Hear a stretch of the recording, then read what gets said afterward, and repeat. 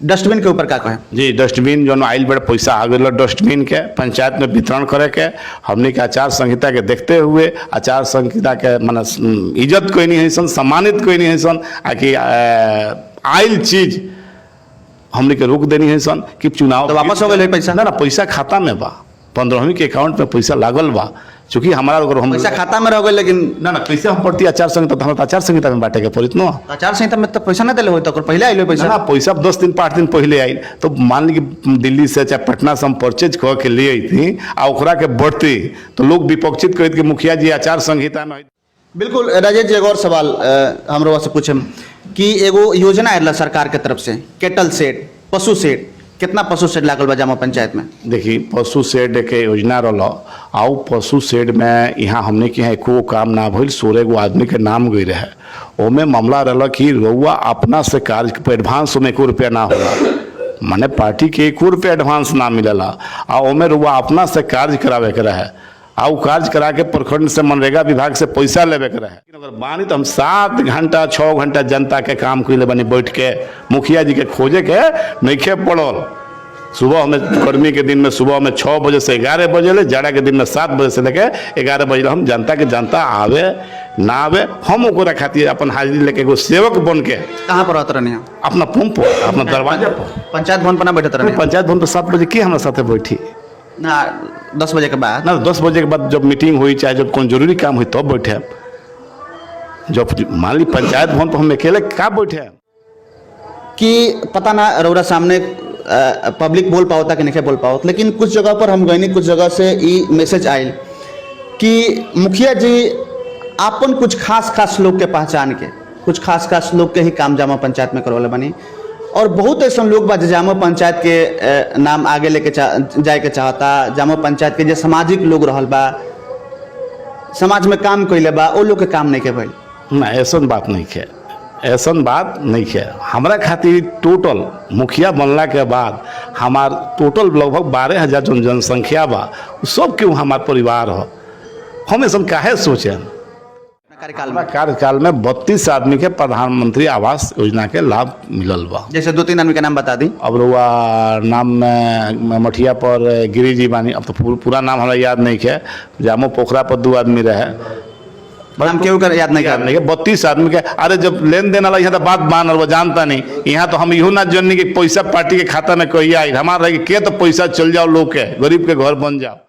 कितना बढ़ानी महामारी रहा, में हमने के पूर्ण सहयोग रहे कि हमने अपना पंचायत के नाम बहुत आगे ले जाई, कोशिश रहे।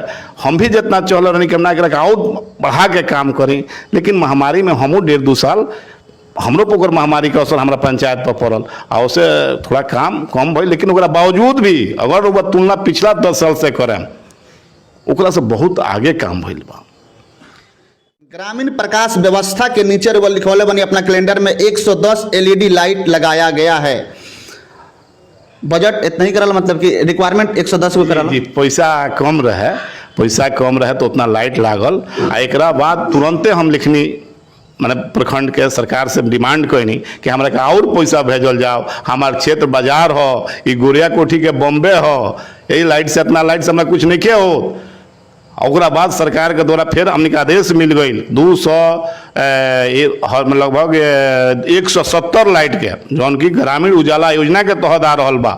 हमार जामो एकदम चकचक हो जाई, लेकिन थोड़ा में लेट भइल जौन की अगर 1 महीना के बाद आचार संहिता लगा रही तो 170 गो लाइट हमरा हर चौक चौराहे पर देखी। हमरो लागत है कि लाइट कम बा, लेकिन बजट के अनुसार चले के बा। सर वो बताओ कि प्रत्येक 3 महीना पर ग्राम सभा लागल बा और प्रस्ताव पारित भइल बा। जी, प्रस्ताव तो उहे जन पहिलका पंचायत के काम जी पंचायत के काम पारित भइल। जी जी तो 5 साल में देखल जाता 5 चौका 20 बार ग्राम सभा लागल हुई। हाँ लागल हुई, हो सके लेकिन 2 बेर कमो हो सकता। हम नहीं कहते एकदम 20 बेर लागले हुई, कम हो सकता है, 1-2 बेर कम भी हो सकता, लेकिन लागल बा रेगुलर 3 साल लागल बा। नमस्कार, हम बानी अमरजीत कुमार गिरी, रेवा देखतानी भोजपुरिया झकोरा। अभी हम बानी सिवान जिला के गोरिया कोठी प्रखंड के जामो पंचायत में, और जामो पंचायत के निवर्तमान मुखिया हमारा साथ में बानी। तमाम बातचीत हुई राजेश जी से। राजेश जी यहाँ के निवर्तमान मुखिया बानी, 5 साल के कार्य के यहाँ के कैलेंडर पर छपवा के अपना पंचायत में सब जगह पहुँचौले बने, जैमें कि 16 गो पीसीसी के कार्य बा, एगो सोलिंग के कार्य बा, 17 गो फेबर ब्लॉक के यहाँ के लगौले बनी, 7 गो पीसीसी कार्य, ओकरा बाद से एगो सौदागिरी बाटे, दलित बस्ती में 120 सोख्ता के कार्य करौले बानी, 2 गो नाली के निर्माण भइल बा, 110 एलईडी लाइट लगौले बानी, 393 परिवार के नया राशन कार्ड बनल बा, 300 लोग के वृद्धा पेंशन बनौले बानी, 218 परिवार प्रधानमंत्री आवास योजना के प्रतीक्षा सूची में बा। तमाम बातचीत हुई। राजेश जी राव स्वागत बा हमारा चैनल में। आपको भी धन्यवाद बा और चैनल के भी बहुत बहुत धन्यवाद बा। बिल्कुल राजेश जी, हम चाहेंगे तनी भोजपुरी में बोली ताकि आम जन जन तक, जी भोजपुरी में बोले तो आम जन जन तक राउर बात पहुंची और पंचायत के माई बहन सब कोई राउर आवाज राउर बात के समझ पाई, सुन पाई। राजेश जी, विकास रउआ कैलेंडर में छपौले बनी, का यह विकास भइल बा जौन रउआ छपौले बनी? जी जी, फील्ड में रउआ जाके देखें तो जौन कैलेंडर में छपल बा वो 100% रउआ जमीन पर दिखाई दी। 100% दिखाई जी 100% रउआ जाके कैलेंडर बा, कैलेंडर हम 1000 गो कैलेंडर छाप के हर घर दिले रहनी, कैलेंडर पर केहू गलत ना दी। और वह मीडिया से बानी एकरा के रउआ जाके देख भी सकतानी। अगर वह चाहें कि कहाँ कहाँ भइल बा वो भी हम तुम सरकारी रिकॉर्ड में वो चीज़ के दिखा देम कि हेजा हेजा हमार हर काम भइल बा। राजेश जी, कोरोना महामारी रहल, ओकरा बाद से बाढ़ आपदा भी रहल रउरा क्षेत्र में। हम जाने के चाहते कि का राजेश जी के लागत कि जौन विकास 5 साल में जामो पंचायत के होके के चाहिए, जौन स्तर से विकास होके के चाहिए, वो स्तर के विकास ना हो पाओ? जी, ये बात हमरा भी एहसास बा। जौन हमने के सोच रहे माने हमने के जौन सोच रहे वो सोच के अनुरूप विकास ना भइल, जेमें मेन कारण रहे कि है जौन महामारी आयल कोरोना, वो 1.5 साल लगभग 2 साल हमने के प्रभावित कर दलस। हमने का पूरा देश प्रभावित भइल, पूरा विश्व प्रभावित भइल। यहाँ तक कि तो बात देख लो कि आइल इतिहास में मैंने भारत में ऐसा ना भइल कि बिना एग्जाम के सीबीएसई बोर्ड सर्टिफिकेट दलस। आइल अभी आज़ादी के बाद ऐसा का कभी भी ना भइल।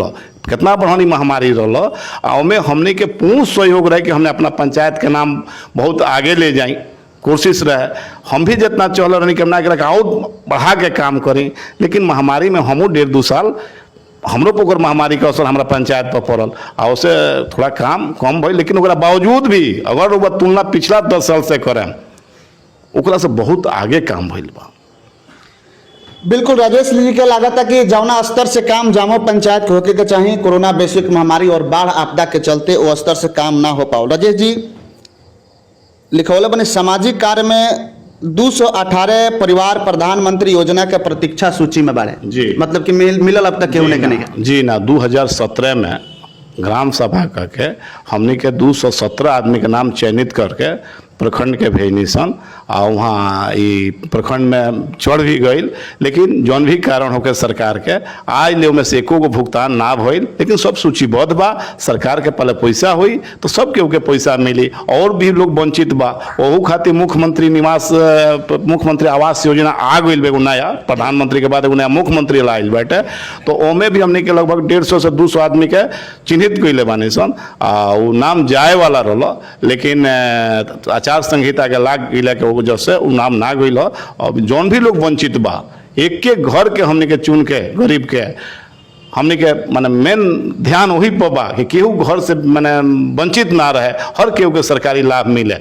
मतलब क्या जो मुख्यमंत्री वाला आई रहता तवन 218 को भर ले बन तवन अब तक प्रतीक्षा में बा। जी 2017 में हमने के भेजनी सन, हम ही ना भेजनी, हमरे पंचायत पूरा बिहार के पंचायत से भेजल गई। अभी तो हमने के जामो के बात कर जी ना, तो जामो में पूरा गाइडलाइन जब सरकार के आई तो पूरा बिहार के आई। हमरो पंचायत से 2017 में इतना नाम गई, अभी तक पैसा के भुगतान ना आयल। क्षेत्र में भ्रमण के दौरान जनता पूछत नहीं किया कि हमारा आवास रउआ भरले रहनी ना मिलल? ना, वह बतावल जाता जनता के हमारा जनता जामो के बड़ा अच्छा न हवे। हमारा जामो के जनता बहुत सम्मानित, बहुत होशियार, बहुत अच्छा। हम जितना अपना पंचायत के जनता के बड़ाई करम वो हमारा खाते हम बहुत सौभाग्यशाली बानी। आगे हमारा के हम जामो के मुखिया बानी, हम ये माने एहसान अपना जनता के चुका नहीं खी सकत कि वो हमारा के मुखिया चुनलस। हमारे जनता अच्छा सोच के चुनलस कि काम करे। हमारे जनते अच्छा बा। आज हम अच्छा बा तबे ना अच्छा चुन करवे के मुखिया बनो। चुनाव में आइल बानी, हमरा इतना ना समर्थन मिलता कि हम जितना 400 कुछ वोट से जीतो रहनी, हमरा तो लगता है कि 800 वोट से हमारे जनता जीताई। अब की जितना समर्थन मिलल हर वार्ड से आवास नहीं मिलल, फिर भी रउआ लागत है कि ना मुखिया जी आवास तो रखले नहीं खी। सब क्योंकि पैसा अकाउंट में सरकार के खाता में आई। मुखिया जी अपन कोशिश अपना जनता खातिर कइले बानी, करत रहे। बिल्कुल करत रहे मुखिया जी, कोशिश कैले बने। मुखिया जी एक और सवाल पूछम, ग्रामीण प्रकाश व्यवस्था के नीचे रुआ लिखौले बनी अपना कैलेंडर में 110 LED लाइट लगाया गया है। बजट इतना ही करल, मतलब कि रिक्वायरमेंट 110 को करल। जी, पैसा कम रहे तो उतना लाइट लागल। आ एकरा बाद तुरंते हम लिखनी माने प्रखंड के सरकार से डिमांड कैनी कि हमरा के और पैसा भेजल जाओ, हमार क्षेत्र बाजार हो, ई गोरिया कोठी के बॉम्बे हो, यही लाइट से अपना लाइट से हमरा कुछ नहीं के हो। ओकरा बाद सरकार के द्वारा फिर हमने आदेश मिल गई 200 लगभग 170 लाइट के, जौन की ग्रामीण उजाला योजना के तहत आ रहा बा।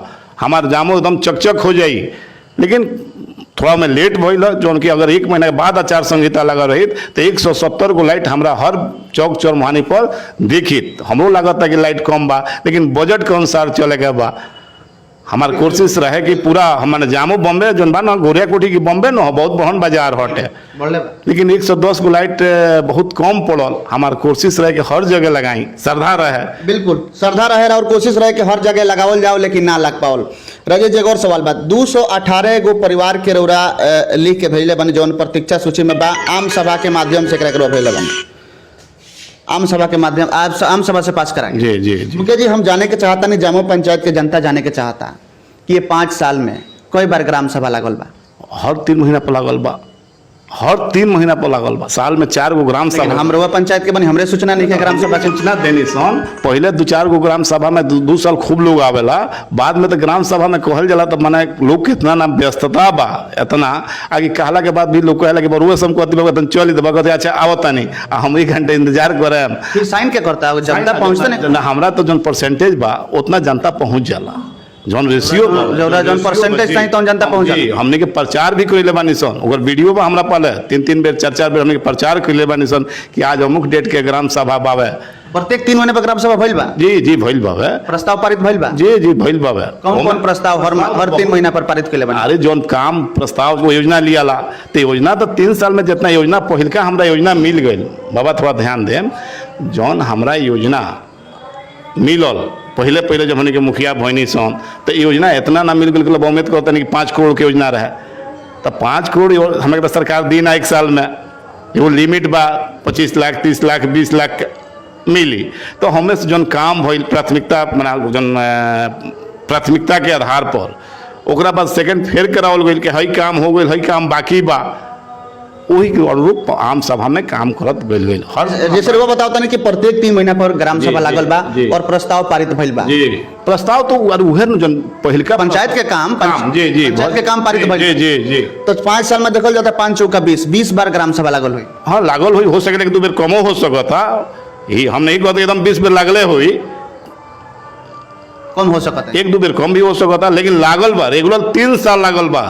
बाद में बहुत कम लोग जाओ हमने के सूचना दी सन, अब बहुत कम लोग गई तो लास्ट है जब पीरियड चलल हो में ना लग पावल हो। लेकिन मुखिया जी रउआ समझाने का चाहता नहीं, राजेश जी माफ करें, यहाँ के निवर्तमान मुखिया बनी।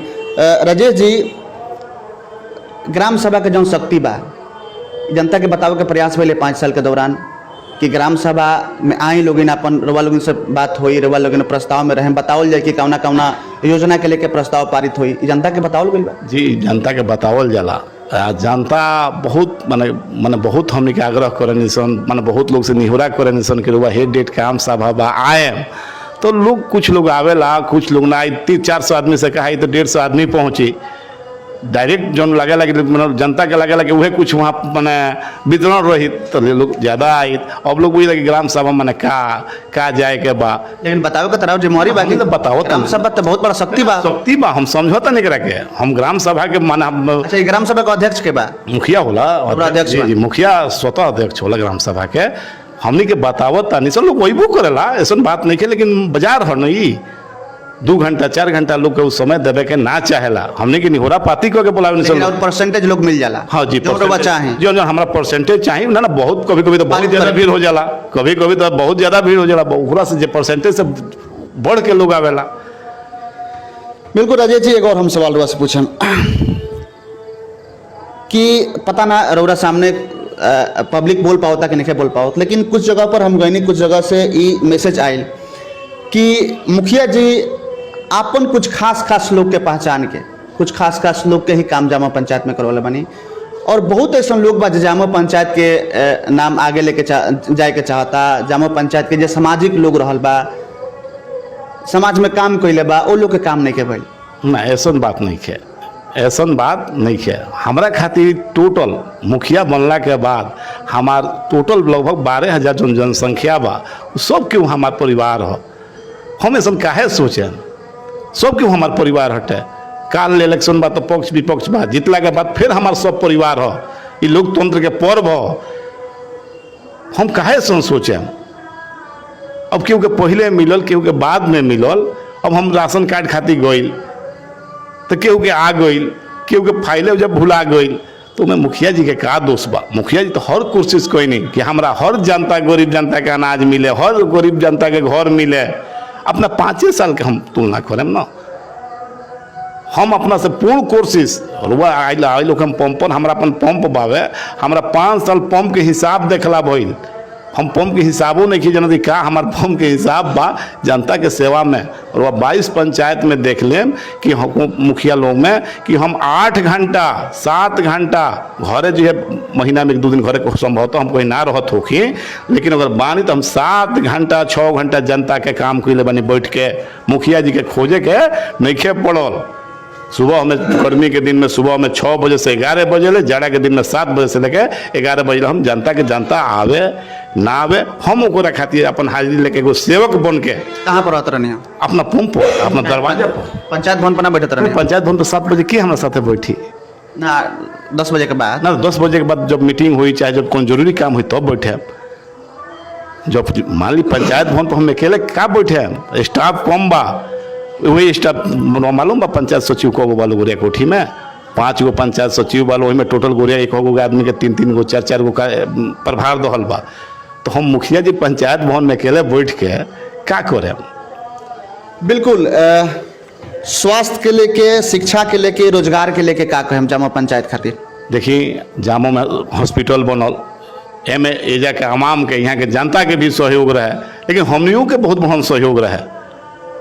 हमनी के भी कागज बार हम कागज दिखाएं कि हमने कहाँ कहाँ जाके एकरा खातिर लड़ाई लड़ले, मतलब कि यहाँ के आवाम के बीच आवाम रउआ कहते कि आवाम और रउआ मिलके, दोनों आदमी मिलके, जनता और रउआ मिलके संघर्ष कैले बानी जामा हॉस्पिटल खातिर। लेकिन कुछ लोग तो कहता कि हम हॉस्पिटल बनवा देले बानी। एकरा खातिर हमारा पहले कागज बा, रउआ ले आके ज्यादा नहीं के हाई कोर्ट के डिसीजन जजमेंट बा। हाई कोर्ट पूछले रहे डीएम से कि का बस स्टैंड हो आगे हॉस्पिटल हमरा के बताओ, तू लड़िया के लड़ले रहे। तो समाज तो जाना ताटे का लड़ाई में राव नाम रहे। हाँ, हमरा कागज में राव नाम बा, हमके परिवार के नाम बा। केकर नाम बा? चाचा के नाम बा। चाचा के नाम बा कागज में लड़ाई रउआ चाचा के नाम बा? जी जी, वहाँ के लड़ाई लड़ले बानी जी। कागज बार बोला भी हार्ड कॉपी बा? इधर कॉपी नहीं किया, वो कॉलेज हम लेके आई रहती जौन भी डॉक्यूमेंट्स वो देखे के बा एकदम निसंकोच जो बच्चा है तब हम लोग। अच्छा, शिक्षा रोजगार खातिर? तो शिक्षा में देखिए हमरा के यहाँ हाई स्कूल हो गई, मंगल शाह जो मध्य विद्यालय वो हाई स्कूल हो गई।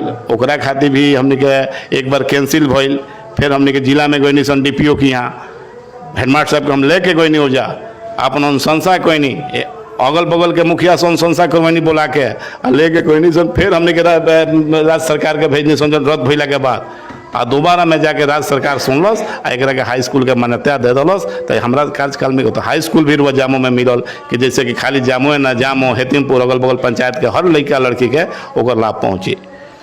बिल्कुल राजेश जी, एक और सवाल बा। जामो पंचायत के पूर्व मुखिया सविता सिंह के इंटरव्यू में वहाँ के कहनी कि मुखिया जी के तरफ से कोनो काम नहीं के भइल, लोग रोवता, लोग गावता, घर नहीं के मिलल, आवास नहीं के मिलल, काफ़ी आरोप लागल। एक ऊपर बा का कहें? एमे हम ज़्यादा बहुत कुछ बात बा, अगर बतावे लगे न आ देखावे लगे फाइल तो देख के आश्चर्य हुई। लेकिन वो महिला बाड़ी तो हमरा ढेर बात तो ना कहे, 3 गो बात कहे कि 10 साल मुखिया वो रहली एजा के जामो के हमार इतना निमन जनता 10 साल उनकरा के मुखिया में चुनलस। तो का 10 साल के बाद जो लोगवा एजा आइल बा का बांग्लादेश से आइल बा? हम तो 5 साल रहल बानी नू। तो जो घरवा नहीं खेल लौकत हमरा मुखिया पूर्व मुखिया जी के तो बांग्लादेशी तो हमरा के यहाँ नहीं खे केहू आइल। अच्छा, अमेरिका से तो केहू नहीं खे आइल, वो गरीब रहे तो वही पे 10 साल पूर्वे से न होई ती तो आरोप जना माने एकदम गलत बा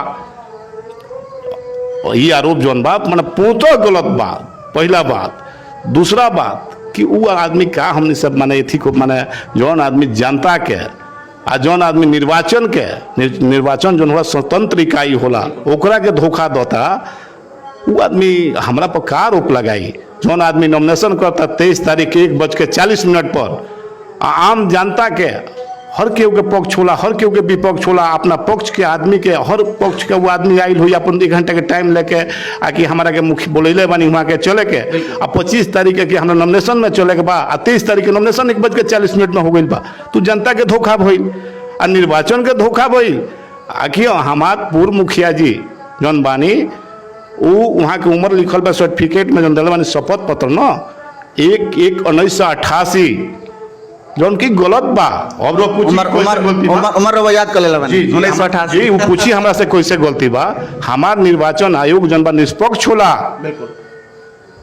पूर्व मुखिया जी 2006 में हमार जनता यहाँ के चयनित कैलस वहाँ के तो जब वहाँ के 2006 में 21 वर्ष के उम्र पार ना कैले रहनी तो वहाँ के मुखिया के तो बन गई नहीं ये हमरा को बताई। अगर 88 के वहाँ के जन्म हो ई तो सिस्टम के ध्यान देवे के चाहिए ना सिस्टम के ना ओबरा वहाँ के उम्र रहे ना रहे सिस्टम हमार बात ना सुन उम्र रहे का ई जौन डॉबी डॉक्यूमेंट पेश कर रोबा कहत नहीं कि माने गलत बा जी ना ई डॉक्यूमेंट्स गलती बा ओबरा के डॉक्यूमेंट सही रहे ना ओबरा के डॉक्यूमेंट सही रहे उहे तो अभी के नॉमिनेशन में जो डॉक्यूमेंट दियल गेल बा ई गलती बा ई तो गलती बा तबे ना रही तो हमार निर्वाचन आयोग इतना पढ़न मिस कैसे होई। 18 वर्ष में मुखिया के ना बना दिया 19 वर्ष में कंप्लेन काहे ना कोई नहीं हम काहे कंप्लेन करे जाए हम काहे कंप्लेन करे तो गलती होता पंचायत में रहुआ ना वो तो निर्वाचन के काम बा। निर्वाचन आयोग के चिट्ठी लिखी लिखल बा शपथ चिट्ठी लिखिए और वह सब चिट्ठी का देखे के बा ऑनलाइन सब के शपथ पत्र लागल बा उमेर बाद देखिए में लिखल बा कि 2006 में हम निर्वाचित भरनी जामो पंचायत से वही में आधार लागल बा वही कॉपी में आकि 1/1/1988 हमारे डेट ऑफ बर्थ है तो दोनों के गैपिंग मिलाई 18 या 19 साल होता। मुखिया के लड़ाई लड़े खातिर 21 वर्ष चाहिए तो वो बेरा जब 2006 में वहाँ के चुनाव लड़ल होखे तो वहाँ के उम्र 21 वर्ष न हुई। तू का आधारवा कहाँ बा वो सर्टिफिकेटवा कहाँ बा तो का आयोग के वो लगता कि जौन चुनाव आयोग में ओकरा का धोखा दिया था तो गुमराह कइल जा रहल बा जनता के गुमराह कहल जा बा। जनता फैसला करी कि सच्चाई का बा ई तब हमने के आ गेल जनता के दरबार में जनता के फैसला करे के बाकी के का बा। लेकिन राजेश जी एक और सवाल पूछे बहुत बड़हन सवाल रोज पूछे जामो पंचायत के 1 नंबर वार्ड काली स्थान कविंदर गिरी के घर से लेकर के देवेंद्र गिरी के बगीचा तक एक रोड बा जौन अब तक मिट्टी के बाटे और हमरा बुझाता कि ठेहुना बर गढ़ा वो रोड पर बाटे। ये 5 साल के कार्यकाल में 5 टोकरी माटी भी ना डलाई। वो जो एगो गोसाई के घर बा वो जो एगो हरिजन के घर बाटे 2 गो पोल बाटे 1 गो पोल पर स्ट्रीट लाइट ना लागल एकरा पर का कहे। देखिए पहले बात की रोड के बारे में वो जो रोड बा पूर्व मुखिया जी के द्वारा ये मनरेगा में रोड के लहल गई रहे आ मिट्टी के कार्य करावल गई रहे ऊपर मिट्टी के देखे में एगो बोर्ड लागल हुई रोडवा के किनारे एगो बोर्ड रहे हमू कबो देखले रहनी अब मतलब मिट गइल बा बहुत कुछ एने तो हम ध्यान नहीं दिले लेकिन बोर्ड रहे लेकिन ध्यान देवे के चाहिए जनप्रतिनिधि रहनी ध्यान देवे के चाहिए पहले दिले तबे वसन कहता नहीं पहले हम देखले बानी बोर्डवा के आप पढ़ले बानी तबे ना कहते नहीं बोता हमरो 3 साल 4 साल के बाद तो याद नहीं है ठीक बताएं। तो ओमे मिट्टी के कार्य भई रहे ओमे साथ में सोलिंग रहे सोलिंग के कार्य ना भई रहे पूर्व मुखिया के द्वारा हम देखने की मिट्टी के कार्य भइल बा तो हम कोशिश में रहनी कि मनरेगा के तहत अगर पैसा आ जाता तो हम ओकरा के सोलिंग काहे कि ऑलरेडी योजना खुलल बा तो हम सोलिंग करा दें लेकिन दुर्भाग्य के बात रहे आकि पैसा वो में आइल ना मनरेगा में आकि हम ओकरा के सोलिंग कराई फिर भी हम नया योजना में ओकरा के सोलिंग के ले रहनी लेकिन ऊपर से भइल कि ना अब सोलिंग ना हुई फेवर ब्लॉक लागी तो हमरा लास्ट में जाके पैसा घट गई तकरा वजह से वो हमार काम ना हो पावल काहे कि सोलिंग हम ना हुई और फेवर ब्लॉक लागी और जौन देखत तानी गिरी जी के घर से आगे वाला जौन रोड वो लगभग हम उम्मीद करते हैं 300 से 400 फीट के करीब में बा 250 फीट ना 3 अंदाज से हम नपले तो नहीं की 300 से करीब 300 के करीब बा हमरा लास्ट में आयल कि सोलिंग नहीं किया हम फेवरे लगवा दी कि हमार जौन 2 गो घर बा 3 गो घर बा लोग खुश रहे लेकिन हमरा पहले पैसा ना रहे कि हम ओकरा कराई लेकिन 200-300 फीट रोड फेवर ब्लॉक भी ना भइल सोलिंग तक खैर ना भइल मिट्टी भी भरवा देती रहुआ ओकरा ना मिट्टी के कार्य को के तो हो जो करती तो मनरेगा से करवा देती ना मनरेगा से मिट्टी के कार्य पर भई रहे ना तो 5 साल पहले ना भई रहे हो रहे तो जब योजना लेम हम एथी के क्या कहला वही में तो फंस गई ना, वही बड़ा सोलिंग हो गई रही तो इतना लफड़ा ना रही तो हमू अगर माटी भरवा तो फिर योजना खोलती फिर योजना बंद होती तो हमारा रहे कि जौन भी में मिट्टी कम लगे बेस लगे वो काम हो जाओ और साथे फेवर ब्लॉक लग जाओ। पहले अगर हम पहले लगा दिले रहो तो हो गए रहे काम, लेकिन हम ये चक्कर में रहनी कि ना एक सोलिंगवा करा दे आ बाद में हो गई सरकार के ना ईटा नीचे लगावे के जौन करावे के बाद तौन फेवर करावे के बाद ओमे जाके मामला फंस गई। लाइट ना लागल लाइट जो कोना पर लागल बा एगो ना, वो तो कविंदर गिरी जी के द्वार पर लागल बा एकदम सीधे वहां के। कविंदर जी के द्वार पर तो लागल बा, लेकिन रोड के भी मतलब कविंदर जी के केवल 60% बा, लेकिन 40% रोडों के कवर कराला पश्चिम साइड में ना, करीब 70% द्वार पर लागल। मान सको तनी 70%। अब हम आदमी से भेजले रहनी कि जाके लगा दियो चुनल। वो रोड में तो 3 गो पोल बाटे, वो पोल एको पोल पर ना लागल। हुआ 100 हमरा के यहाँ 14 गो बाबा वार्ड बा, 14 गो आ 110 गो लाइट के तनी बांट दी कि कितना एगो वार्ड जे रोड पर नहीं है, जे बगीचा के साइड में बा जहाँ से रोड एंडिंग हो जाता, जहाँ पर बगीचा में रात के दिक्कत होला जी परिवार लोग रहे में, जहाँ पर टाटी पलानी करकट के घर में लोग अपन जीवन बसर करता वो जी तो एगो लाइट द्वार पर ना लगा के बीच वाला पुल पर लग सकत रहा। लाइट के अभाव रहे, लाइट आवता एगो ना दू गो लग जाई लाइट के रहुआ कि हम 11 गो लाइट दिले बानी, जबकि शेयर और 8 गो होते रहे 9 गो होते रहे। हम खुद लंबा गांव बा, 1 नंबर वार्ड हमार लंबा माने बा, लगभग 1 किलोमीटर के ओकर लंबाई बा,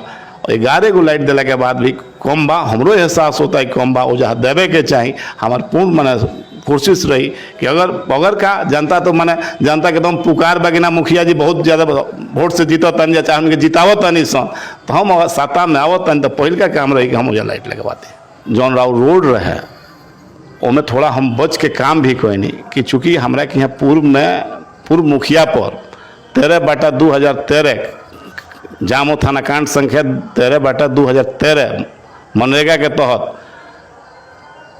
FIR रहे और में हमारा बच के चले के रहे, माने कि हम ऐसा ना हो गया कि हम ही वो मामला में फंस जाएं। वो और आश्चर्य के बात बा ओकरा के देखे हम तो जौन हमारा पूर्व मुखिया के द्वारा शपथ अथी नामांकन कल गई बाटे ओमे शपथ पत्र में 13 जामो कांड संख्या 13/2013 कोनो जिक्र नहीं के कल गई। रुआ बरी हो गई बानी कोर्ट से, तो मैं तो कहता कि बरी हो गई, तो लिख दी कि बरी हो गई बानी।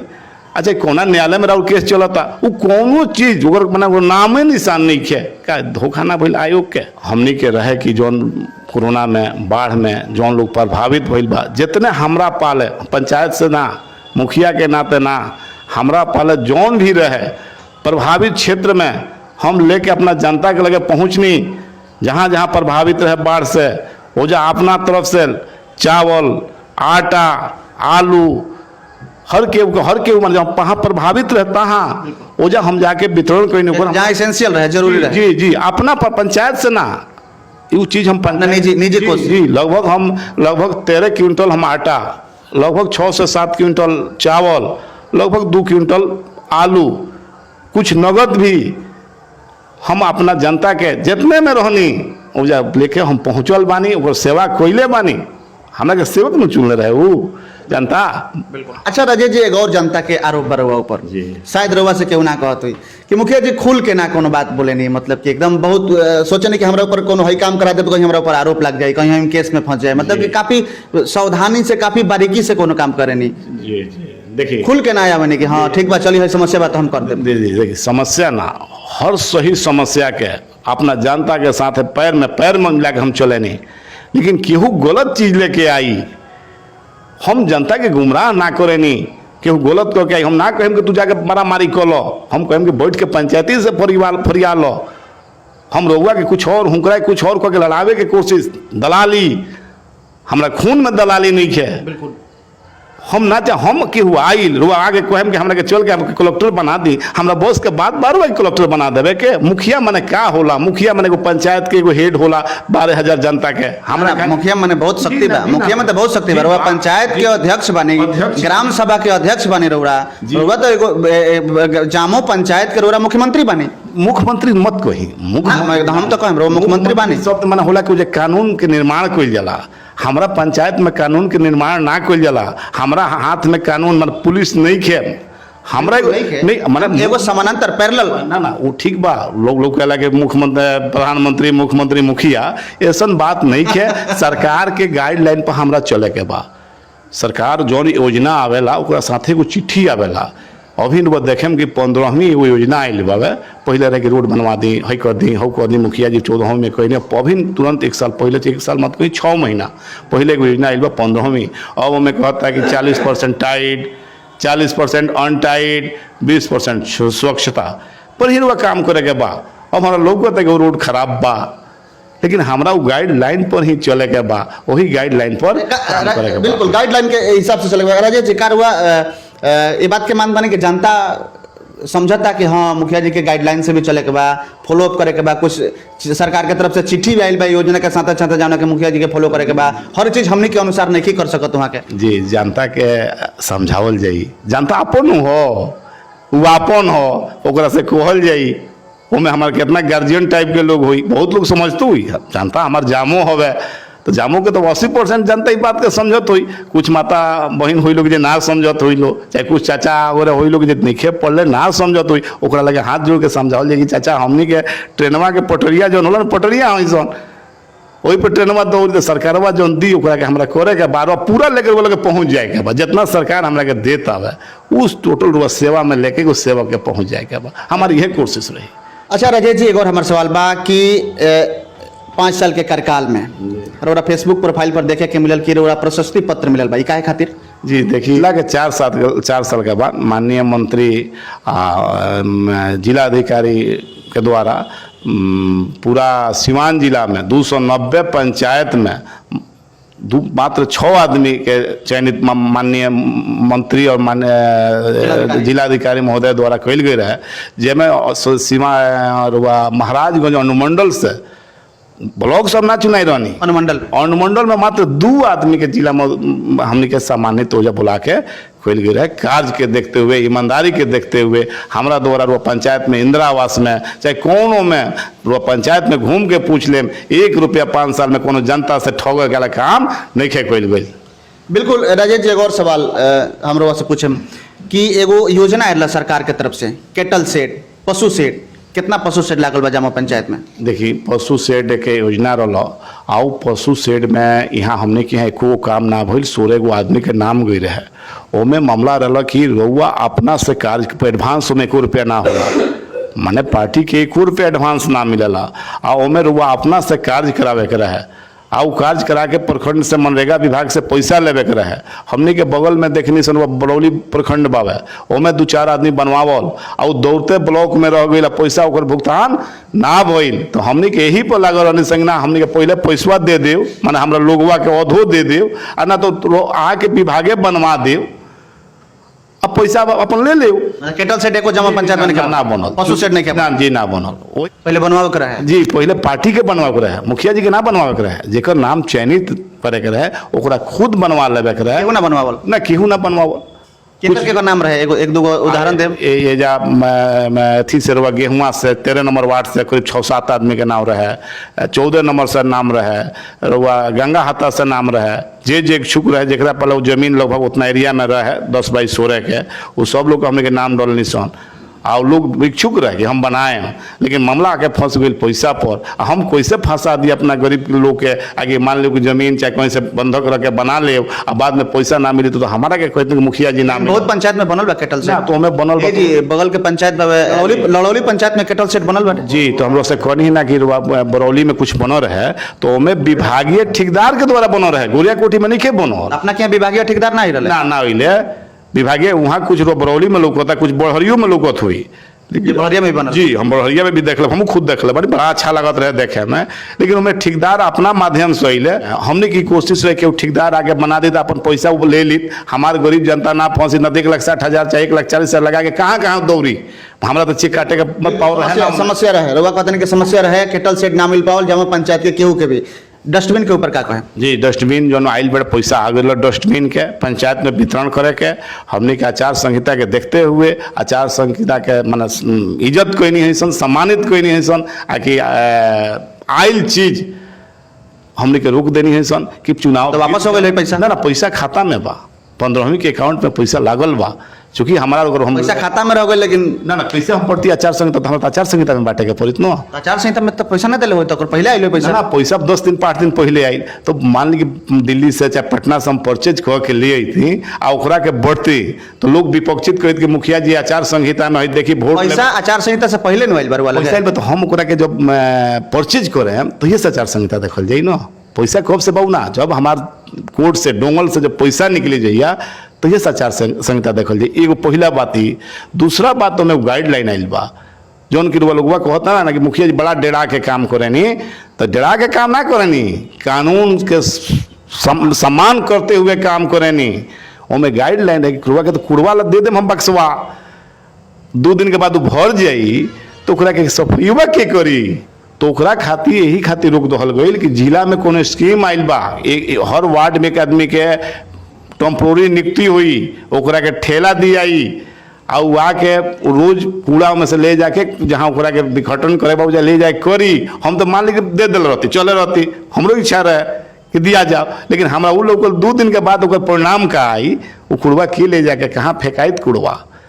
218 गो सूची, 218 आदमी के सूची बना के प्रधानमंत्री आवास खातिर यहाँ के भेज चुकल बनी, जौन की यहाँ के कैलेंडर में मेंशन बा।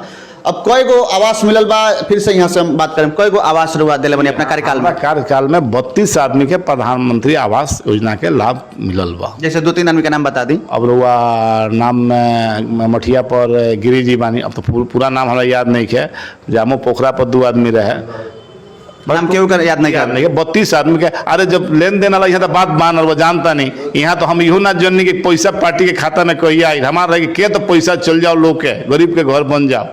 32 आदमी के 5 साल के कार्यकाल में 32 आदमी के आवास मिलल, मात्र 32 कैलेंडर में एकर जिक्र रवाने के कोई नहीं, का जिक्र करे के चाहत रहे। अब 32 गो आवास में तो का जिक्र, बहुत कुछ छूटल बा कैलेंडर में, तो बहुत कुछ छूटल बा कैलेंडर में। सोख्ता बनल बा, एथी का बोला इनार पर, इनार के सौंदर्यकरण भइल बाटे 5-6 गो के, उ कहाँ लिखल बा कि कहाँ लिखल बा कि सौदागिरी जो जामो में बनल बा लिखल बा 22 पंचायत के पहल का सौदागिरी हो, पूरे कोटी ब्लॉक में अभी तक सौदागिरी क्यों नहीं बनवैले, लेकिन हमारा रहे सरदा कि यही जना जहाँ जहाँ हमार जलालपुर में, गेहुआ में, जहाँ जहाँ भी अगर जगह बा सरकारी, तो हमार कोशिश रहेगी हर जगह जीवन के एगो सत्य जगह वो हो, हमने के दौड़ाए के चाहिए उसे ना, हर के पैदा बोल तो मरे के बाद जीवन के सच्चाई ये हो, तो उखरू के एगो सच्चाई घर हमरा हर जगह माने हर शमशान घाट में हम बनवाएं, माने बनवाले बनी। अभी एगो बनवैले बनी जामो पोखरा पर, ओहो 22 पंचायत के सिंगल, अभी तक कोनो पंचायत में सौदागिरी नहीं बनल। बिल्कुल राजेश जी, आखिरी सवाल रउआ से पूछे कि जाते जाते ग्राम पंचायत राज जामो के जनता से का निहोरा करेम, का निवेदन करेम? छठ के अवसर बा, जामो के जनता से का करेम? कैमरा में देख के रउआ बोल सकता नहीं, कह सकता नहीं, निहोरा निवेदन कर सकता? सबसे पहले बा कि महा छठ पर्व बा, जितना हमारा छठ के व्रती बालो वो लोग के हमार माने सादर प्रणाम बा, आ साथे अपना पूरा पंचायत के जनता के छठ के हार्दिक शुभकामनाएं बा। हमार रउआ लोग के सहयोग हमरा पूर्ण मिल रहा बा, हमरा कार्यकाल के रउआ लोग देखले बानी, हम हर केहू के इज्जत सम्मान प्रतिष्ठा दिले बानी, भ्रष्टाचार मुक्त रहल बानी, अपना से पूर्ण कोशिश कैले बानी कि पंचायत में भ्रष्टाचार ना रहो। ओकरा बाद भी हम हाथ जोड़ के निवेदन करें कि हमरा पक्ष में ज़्यादा से ज़्यादा रउआ लोग मतदान करी। धन्यवाद। बिल्कुल, यहाँ के रहने हैं राजेश सिंह और यहाँ के निवर्तमान मुखिया, मतलब कि अभी एक पहले यहाँ के मुखिया रहनी है जामो पंचायत के, फिर से चुनाव के मैदान में बानी और तमाम सवाल के जवाब बड़ा बेबाकी से अपन दिले बानी। प्रशस्ति पत्र भी मिलल बा, कोरोना वैश्विक महामारी बाढ़ आपदा में संघर्ष करके पड़ल बा, हालांकि संघर्ष पूरा विश्व कैले बा, यहाँ के भी अपना पंचायत के जनता खातिर संघर्ष कैले बानी और विकास के लेके यहाँ के तत्पर बानी और विकास के ऊपर यहाँ के अपन जवाब देतनी कि विकास हम कैले बानी। हालांकि केटल शेड के ऊपर यहाँ कहतनी कि नइखे मिलल, विभागीय ठेकेदार के द्वारा ना बनावल गई, चाहे जौन भी ओकरा में समस्या आयल हुई। डस्टबिन भी पंचायत के जनता के ना मिलल, स्ट्रीट लाइट जौना संख्या में चाही वो संख्या पंचायत के ना मिल पावल। प्रत्येक 3 महीना पर पंचायत में ग्राम सभा भी लगौले बनी, यहाँ के वादा करतनी कि प्रत्येक 3 महीना पर जामो पंचायत भवन पर ग्राम सभा हम लगौले बनी। जनता ना पहुँचत रहा, एक हम का करी, बहुत लोग के समझौले बनी करवा लोग नहीं ग्राम सभा में, लेकिन पहुँचत नहीं है। जामो पंचायत के जनता, पूरा बिहार के जनता के बता दी कि ग्राम सभा में बहुत बड़ा शक्ति बा, रुआ सबे ग्राम सभा के सदस्य बानी, जे भी वोटर बा अपना पंचायत के, वो सब कोई ग्राम सभा के सदस्य बा, ये बात के मानो। और यहाँ के मुखिया नहीं थी, यहाँ के ग्राम सभा के अध्यक्ष बानी। और रउआ मुखिया मत चुनी, ग्राम सभा के अध्यक्ष चुनी। जब तक रउआ माने ना अपने आप के ग्राम सभा के सदस्य, तब तक रउआ बुझाई ना कि हम का हई और ग्राम सभा में कौन बड़ा शक्ति बा। बहुत बड़ा शक्ति बा ग्राम सभा में पहुंची और आपन जौन भी वार्ड के समस्या बा, पंचायत के समस्या बा, मुखिया जी से कहीं लगातार हमनी के जनता के जागरूक करे का प्रयास करतनी सन। ग्राम सभा के ऊपर लगातार हमार बात चलता, बहस होता कि ग्राम सभा के समझो जनता। लगातार हम बनल बानी। फिर से बता दें कि आज हम रनिया सिवान जिला के गोरियाकोटी प्रखंड के जामो पंचायत से कैमरा के पीछे हमारे सहयोगी अश्विनी कुमार गिरी के साथ। धन्यवाद। ठीक है।